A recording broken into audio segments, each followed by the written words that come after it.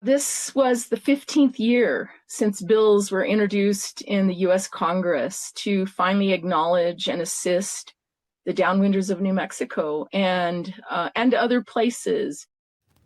Tonight, a huge win for New Mexicans who've been impacted by early nuclear testing in our state. The Radiation Exposure Compensation Act, or RECA, was added to the so-called Big Beautiful Bill signed by the president on Friday. Jacqueline Aragon spoke to one advocate in our state who's been fighting for this for decades, who says This is a historic event. It's been a long time coming for those who've been fighting for radiation compensation in our state. And no one knows that better than Tina Cordova, who has led the Tularosa Basin downwinders for decades. We started our organization 20 years ago. It took 5 years to finally get Congress to listen to what we were saying about the damage that was done to the people of New Mexico. For years, New Mexicans living near the Trinity site and those in Church Rock near Gallup have been suffering from radiation exposure. I think people right now are feeling a great deal of relief that there's finally going to be acknowledgement. It took her voice and many others to finish this race. And I know that Senator Hawley from Missouri, who is Republican, worked very, very hard with his Republican colleagues to make sure that they understand. So we're grateful for the work that Senator Hawley did.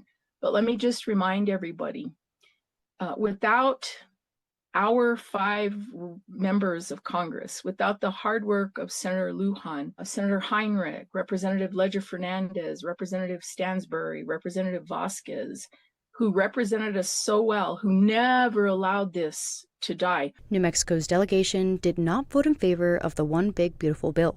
Senator Martin Heinrich told us earlier, RECA should have been voted on separately, saying we shouldn't be confronting injustice by inflicting new harm. For Cordova, it doesn't quite feel like she fully won. They took the health care out, and we were really hoping for the health care because in New Mexico, where many parts of our state are rural, the health care is very important. And so we'll continue to fight, and we will obviously do all we can to get as many people enrolled in the Radiation Exposure Compensation Act as possible now that it's going to be available to us. And there's plenty more work to be done to get to that point. We know that this expansion and extension doesn't go far enough. We know that. We know that we will continue to fight in Congress to further the expansion and give us a much longer extension. Cordova says she's also grateful compensation covers those who've worked in uranium mines, given New Mexico has the second largest uranium ore reserves in the country.